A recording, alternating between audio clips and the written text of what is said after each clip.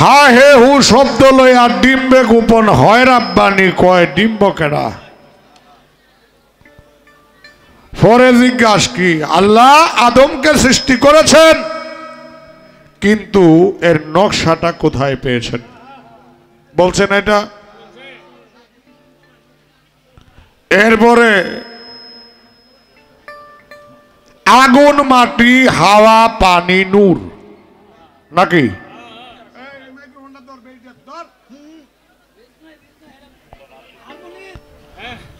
আগুন মাটি হাওয়া পানি নূর। এখানে তার কথা হলো এখানে ওজনটা কতটুক ছিল জিজ্ঞাসা না। আচ্ছা কোনটা কতটুকু এটা ভাগ করে দেই পরে রাখ।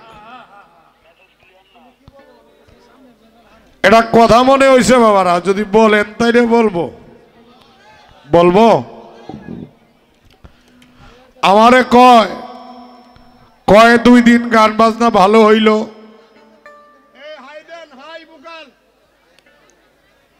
2 দিন গান বাজনা হইল, ভালো গান হইছে। এখন ওনার কথা হইল 2 দিন গান বাজনা ভালো হইছে কেনে, আজকে কি আপনাদের কাছে একটু কথা জিজ্ঞাসা করি। তারে যদিও প্রতিপক্ষ বলছি, আমি কি মা ছাড়া কোনো কথা কইছি? আপনারা বলেন তো। বলছি কানটা ক্লিয়ার রেখে গানটা শুনবা বাবা। বাউল গানে এসে আমার ফুলাবান আছে, জামাই আছে, বউ আছে, এইগুলি যদি মনে থাকে বাউল গান শোনা হয় না। আর প্রতিপক্ষ মানে কি তোমার এক পালা দিছে আমার এক পালা দিছে, তাহলে তো আমরা প্রতিপক্ষই। এটার জন্যই আমি বলছি বাবা যে প্রতিপক্ষ বন্ধু কেন, আমি তোমারে বন্ধু বলতে পারি না। বাবা আর মেয়ের মতো বন্ধু কি আরো আছে বাবা? আরো হয়। যদি বাবা মেয়ে ফ্রি থাকে তাইলে বাবা অনেক কিছু শেয়ার করে, মেয়ের অনেক কিছু বাবাকে শেয়ার করে, তাইলে এখানে কি বন্ধুর চরিত্র হয় না? তাইলে আমার বলাটা ভুল কোথায়? ধন্যবাদ জানাই তোমাকে। তো যাই হোক, এরপরেও তুমি যেহেতু বলছো বাবা, এই তোমরা এনে কি করো দেখো না একটু, সব আমার মেনটেন করতে হয়। যাই হোক, একটা বিষয় হলো 3টি প্রশ্ন আমাকে করেছেন, 3টি প্রশ্নের জবাব দেব।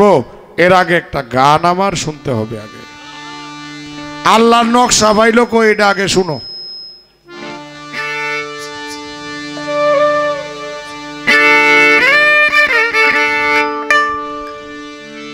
অন্তরে অন্তরে দেখো রে মন চিন্তা করে, প্রভু সাই পড়ো আরে কি খেলা খেলায়, আপে সাই পড়ো আরে কি খেলা খেলায়।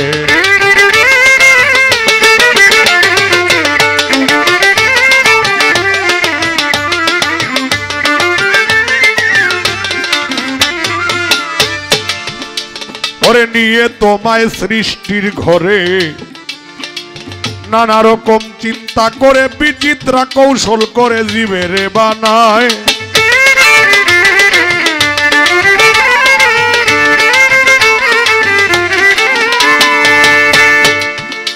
ওরে নিয়ে তোমায় সৃষ্টির ঘরে নানা রকম চিন্তা করে, বিচিত্র কৌশল করে জীবের বানায়। সিয়া সফেদ লাল জরদা যার রঙে দুনিয়া বাধা, সিয়া সফেদ লাল জরদার যার রঙে দুনিয়া বাধা, বানাইয়া নর মাধব হবেতে পাঠায়, বানাইয়া নর মাধব হবেতে পাঠায়, বানাইয়া নর মাধব হবেতে পাঠায়। আপে সাই পড়ো আরে কি খেলা খেলায়, প্রভু সাই পড়ো আরে কি খেলা খেলায়।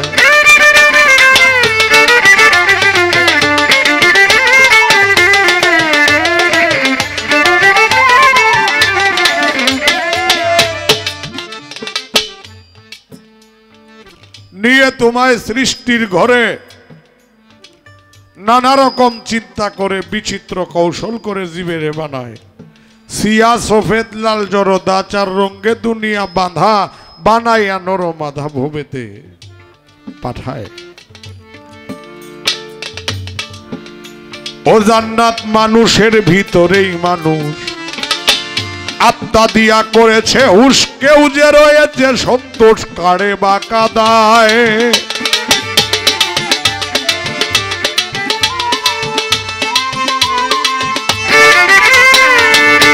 ওরে মানুষের ভিতরে মানুষ আত্মা দিয়া করেছে হুশ, কেউ যে রয়েছে সন্তোষ কারে বা কাদায়। প্রথম করে নাভি কুণ্ড ঊর্ধ্ব পদে হেড মুন্ড, প্রথম করে নাভি কুণ্ড ঊর্ধ্ব পদে হেড মুন্ড। 310 দিন 10 দ্বন্দ্ব রেখে এক জায়গায়, 310 দিন 10 দ্বন্দ্ব রেখে এক জায়গায়, 310 দিন 10 দ্বন্দ্ব রেখে এক জায়গায়। প্রভু সাই পড়ো আরে কি খেলা খেলায়, প্রভু সাই পড়ো আরে কি খেলা খেলায়।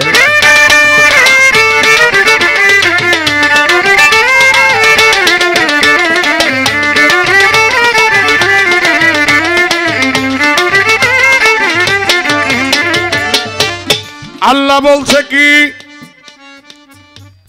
ওয়াইস কালা রাব্বুকা লাইল মালাইকাতাহু ইন্নী জাইনুল ফিল আরদে খলিফা। হে আমার মালাইকগণ, আমি একজন প্রতিনিধি সৃষ্টি করতে চাই, এতে তোমাদের অভিমত কি? ফেরেশতারা কয় আল্লাহ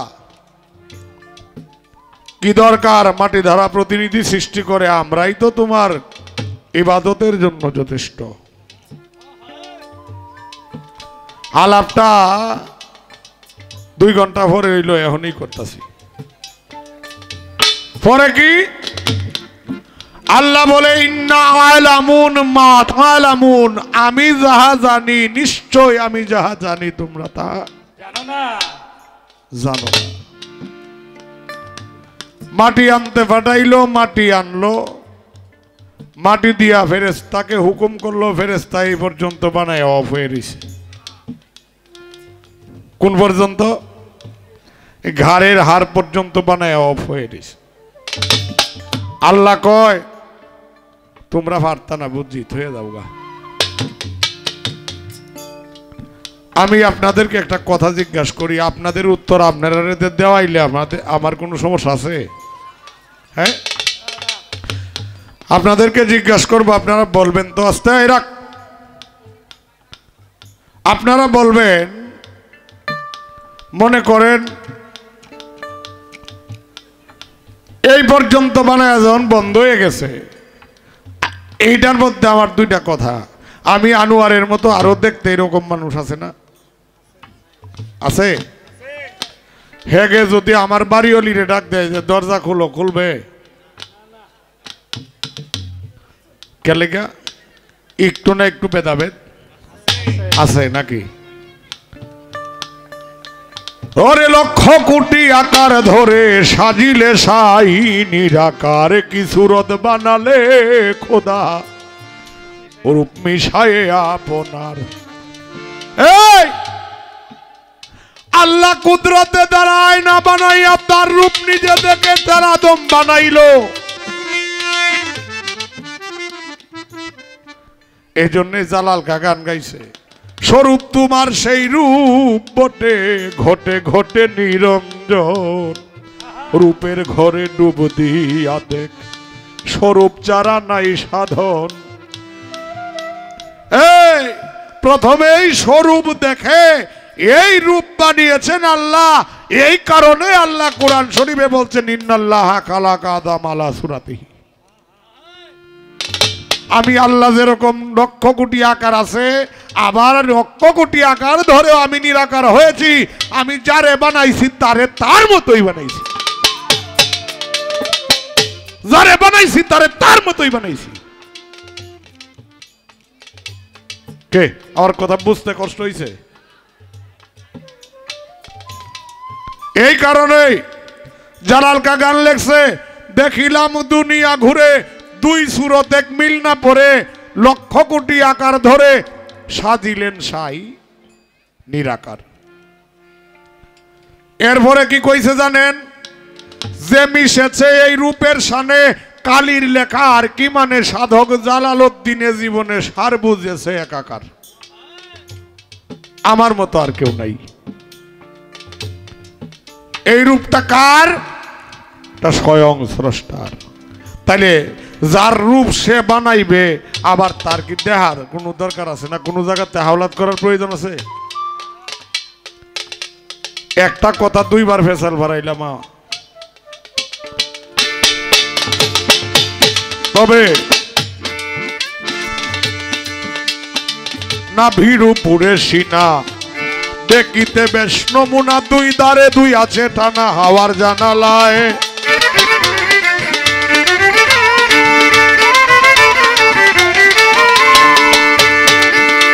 ওরে না ভিড়ু পরে সিনা দেখিতে বেশ নমুনা, দুই দারে দুই আছে টানা হাওয়ার জানালায়। এমন একটা রাজবাড়ি তোরে তোরে কর্মচারী, এমন একটা রাজবাড়ি তোরে তোরে কর্মচারী, তুলনারা মনের পুরি করা নাহি যায়, তুলনারা মনের পুরি করা নাহি যায়, তুলনারা মনের পুরি করা নাহি যায়। প্রভু সাই পড়ো আরে কি খেলা খেলায়।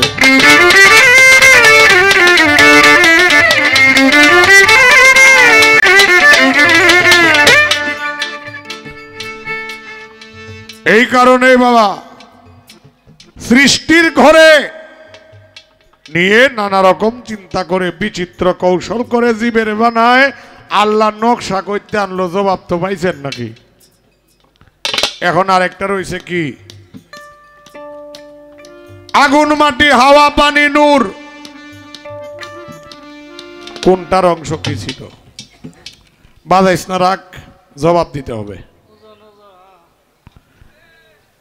আল্লাহ চারজন ফেরেশতাকে মাটি আনতে হুকুম করেছিল। কয়জন? কে?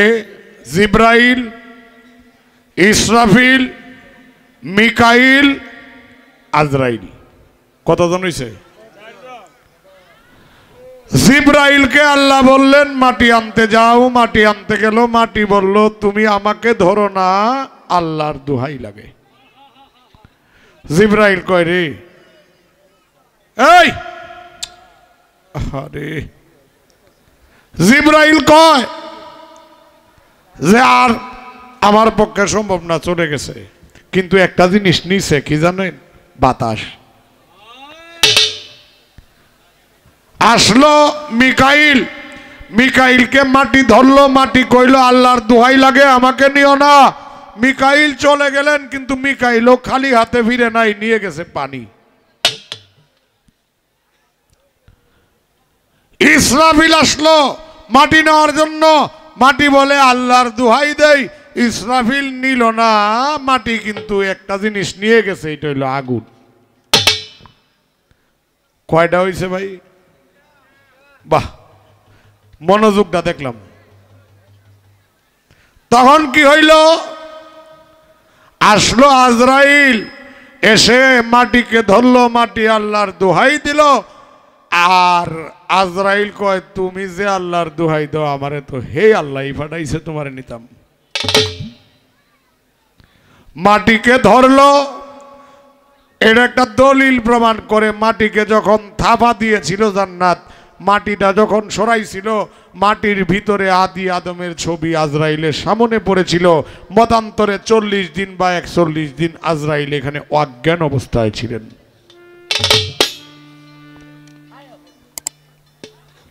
বাবা মাটি নিয়ে গেল, পানি নিয়ে গেল, আগুন নিয়ে গেল, বাতাস নিয়ে গেল। 4 অংশ দিয়া 14 পোয়া ওজন। কত পোয়া? 14 পোয়া।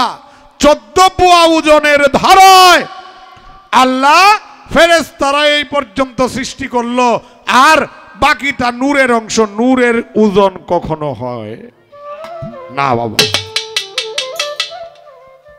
নূরের কোনো ওজন নাই।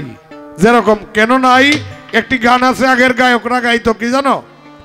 ওরে যে বিসমিল্লার হয় নাই ওজন, দুনিয়া দিলে তামাম, বিসমিল্লাহ বলিয়া মুখে জবান খুলিলাম। এক পাশে সারা পৃথিবী, আর এক পাশে বিসমিল্লাহির রহমানির রহিম একত্রিত করলে যেরকম ওজন হবে না, ঠিক তদ্রূপ নূরের কখনো ওজন হবে না বাবা। এই মিলিয়ে কাসাসুল আম্বিয়া এবং কোরআন শরীফের বিভিন্ন জায়গায় লেখা আছে আদমকে 14 পুয়া আগুন মাটি বাতাস নূর, আগুন মাটি পানি বাতাস নূর, এই 5 মশলা মিলায়া সনাতন ধর্মে তাকে বলে কীতি অব তেজ মরুদ ভূম, কীতি অব তেজ মরুদ ভূম। এই 14 পুয়া ওজন ধারা আল্লাহ আদমকে সৃষ্টি করেছিলেন। আচ্ছা, এখন আমারে কয় যে বাবারে আজকে আমারে না চিনলেই ভালো, এমনি আমি কথা কইতে পারি না, আজকে কিছু কথা কমো, এটা কইছে না? হ্যাঁ, এখন আমি বলতে চাই, আস্তে এই রাখ রাখ রাখ রাখ, আমি বলতে চাই তোমার মনে যা চাই যে পর্যন্ত বলতে পারো, এতে আমার কোনো আপত্তি নাই বাবা। কারণ কে লেগে জানো, আমরা চিনি সারা সার মতো হয়ে গেছি।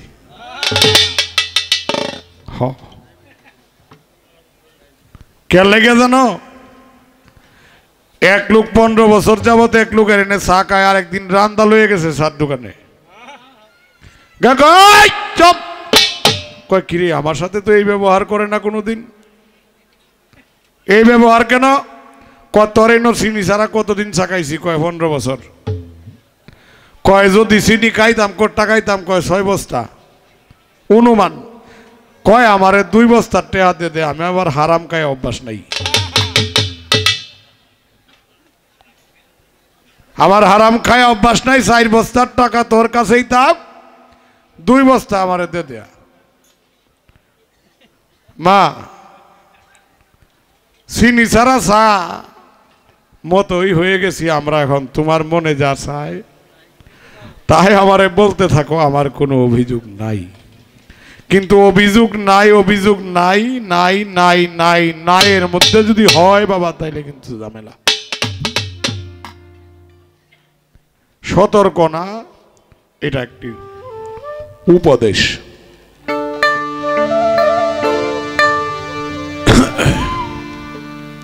যাই হোক, এখন তোমার কাছে আমার একটু জানা দরকার। তুমি বলছো মা ফাতেমা কি হয়েছে? ডিম্বের খোসা নাকি? আচ্ছা, আমি আপনাদেরকে একটা কথা জিজ্ঞাসা করি, ডিম্বের খোসা যদি থাকে, খোসা তো বুঝেন সুখল, এটা আমরা এই ময়মনসিংহ ভাষায় আপনার এদিকে কি কয়? সোলকালা, শোকলা। আচ্ছা, শুকলা যদি থাকে, শুকলা ভাঙ্গে দেখেন বিজল নাই, তাইলে এই শুকলার কামে লাগবো? বিজলে ছিল হযরত আলী করিমুল্লাহ ওয়াজহু রাদিয়াল্লাহু তাআলা আনহু। তাইলে তোমার মাতৃশক্তিও ছিল না, আমার পিতৃশক্তি তারা ছাড়া বাবা তোমার মাতৃশক্তির কোনো দাম নাই। আমি জানতে চাই তোমার কাছে, তোমার কথা অনুযায়ী এখানে জানতে চাই, তুমি বলবা মাতৃশক্তিকে যে শক্তিটা সহযোগিতা করেছিল সেই শক্তির নাম কি? একটু কইও তো, এটা পালাত না। রাখ রাখ, বিশাল গুরুত্বপূর্ণ কথা। আমার জীবনে কোনো গায়করা আমি বলি না এই কথা, আজকে যেহেতু আমি জিজ্ঞাসা করছি। তুমি যদি বলো পিতৃশক্তি মাতৃশক্তিকে সহযোগিতা করছে, নট, এই কথা আমার মানার কোনো প্রয়োজন নাই। আমি তোমার কাছে জানতে চাই, তোমার জায়গায় তুমি অটল থেকে বলবা মাতৃশক্তির শক্তিকে যে শক্তি সহযোগিতা করেছিল সেই শক্তির কি নাম? এটা প্রশ্ন না, এটা পালার বাইরে একটি কথা।